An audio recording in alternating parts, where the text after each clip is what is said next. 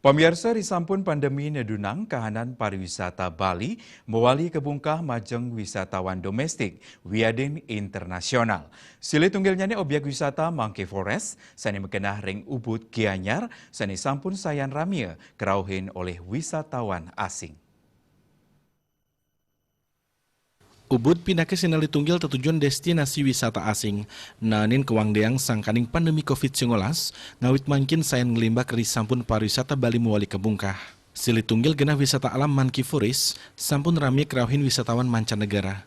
Paiketan saking manajemen Monkey Forest mausang, dawak pariwisata Bali kebungkah, wisatawan asing sampun sayan rami ngerauhin genah irika. Ring penguntat bulan Maret miwah ring tengahing bulan April puniki, dua ning sapunika, pengelola objek wisata setateng negepin becik pemargin protokol kesehatan, ngelintangin pewigunan aplikasi Peduli Lindungi, nureksian suhu tubuh, sahenyagang genah ngewajikin tangan. Kap yang talar, pariwisata ring Ubud digelis mewali ke Jatimula, tur pengerah wisatawan sen rami sekadi sedurung pandemi.